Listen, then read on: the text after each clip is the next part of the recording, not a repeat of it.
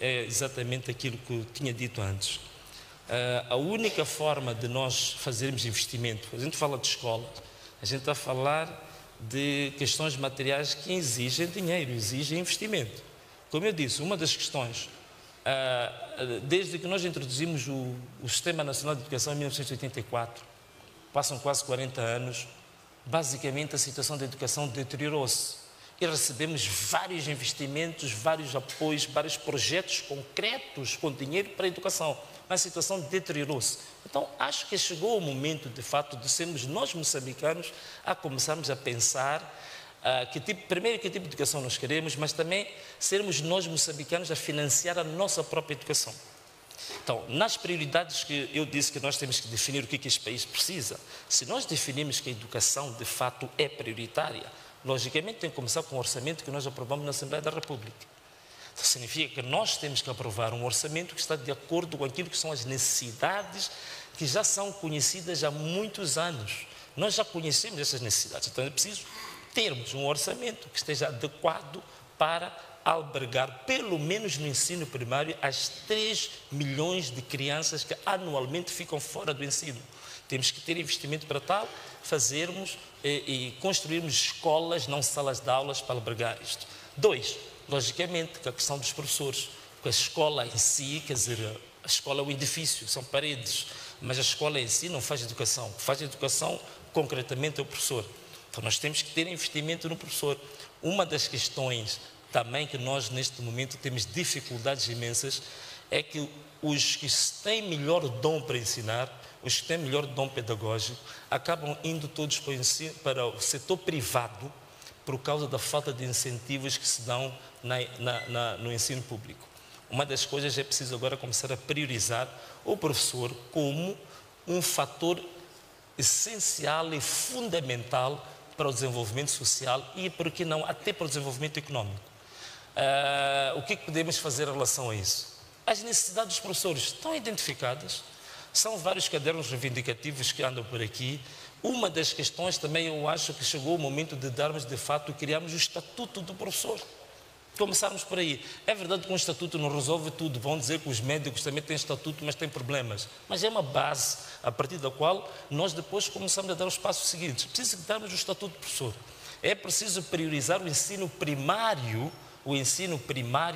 como um fator estratégico para a educação e não só, também para a economia do país. Significa que os melhores professores, o melhor investimento que este país deve fazer, deve ser no ensino primário.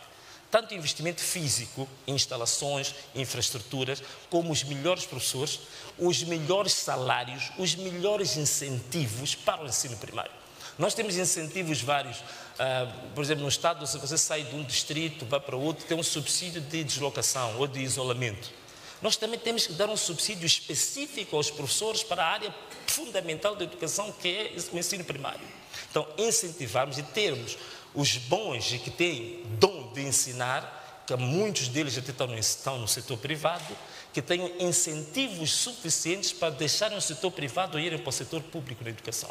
Então, nós tornamos o setor público na educação tão atrativo, tão bom, que a gente possa revirar a pirâmide, porque hoje todo mundo manda os seus filhos para o setor privado, porque o setor público já não é de confiança. Temos que reverter isso. Então, temos que investir em instalações, temos que investir na didática, equipamentos, temos que investir, temos laboratórios. E outra coisa também é virarmos o nosso ensino, que é um ensino de memória, né, de quem decora mais, um ensino enciclopedista.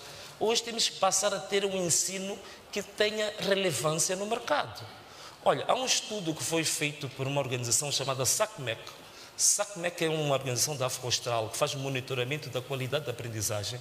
Diz que o ensino secundário em Moçambique é absolutamente irrelevante para o mercado. Quer dizer o quê? A terminar o ensino secundário em Moçambique, você não tem absolutamente nenhuma qualidade para ser contratado como empregado ou para fazer qualquer tipo de trabalho. É o que diz o relatório. Então, significa que nós temos que começar a virar o nosso ensino também para que ele tenha relevância no mercado. Então, significa que os nossos próprios currículos têm que ser revistos. Nós temos que hoje, a partir do ensino secundário, a pessoa tem que sair com alguma habilidade. seja qual for, se é para fazer um circuito, se é para fazer, sei lá, uma peça de torno e freio, não interessa, mas tem que sair com alguma habilidade concreta que possa exercer no mercado. Nós temos que ter o nosso ensino virado para isso. É o tal saber fazer, mas há outra coisa que também é muito mais importante do que o saber fazer. Ainda há pouco tempo estava a partilhar essa ideia com uma pessoa ligada à educação, que é o saber como. Muitas vezes você pode saber fazer as coisas, mas sem entender os procedimentos que levam ao teu saber fazer. Então, hoje em dia, todos nós queremos ter um emprego, todos nós queremos ter um posto de trabalho, mas ninguém, e o nosso país não está voltado, por exemplo, para a inovação. Hoje em dia, o nosso país, por exemplo, quando é que teve alguma patente de produção, por exemplo, de uma máquina qualquer? Não. Então, nós estamos voltados mais para o comodismo disso. Então, temos que ter um investimento na educação que leve o país, no futuro, também a começar a ser um país produtor de patentes, produtor de máquinas também, produtor...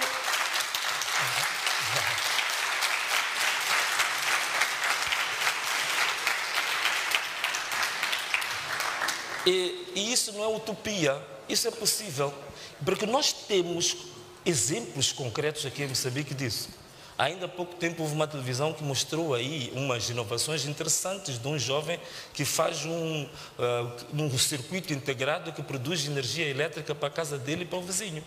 Então nós podemos pegar neste tipo de iniciativas e criarmos e darmos investimento nisto, industrializarmos isto, criarmos patentes sobre isto e introduzirmos este tipo de inovações até no ensino primário, no ensino secundário. Temos capacidade para isso, temos inovação, temos muitos jovens que inovam. Há um jovem que está a produzir drones em Moçambique, a nível experimental. Ninguém liga nenhuma nisto. É uma oportunidade única que o país tinha para se reposicionar no mercado internacional econômico com força, com drones produzidos em Moçambique. E não é perder tempo, nós temos que investir. Era preciso pegar nessas iniciativas e investir a sério. Fundo perdido para que em 5 anos, em 10 anos, tivéssemos uma marca de drones que, em vez de estarmos a importar da China, a China podia vir a importar de Moçambique os drones. Então nós temos que começar a pensar nisto. E eu penso que é possível isto no futuro. Muito obrigado. Eu queria chamar a atenção sobre a nossa reação ao candidato. Se alguém bate palmas, alguém vai querer vaiar. Não fica bem, não é assim? Vamos reagir contidos, sob o risco de repente, há quem quer fazer o contrário. E ficamos... Não é assim? Não é assim? Obrigado. Agora, a sua intervenção leva-nos para a área econômica. Convido alguém que está muito associado aos empresários, a CTA, o Pedro Macia, que tem a pergunta a seguir.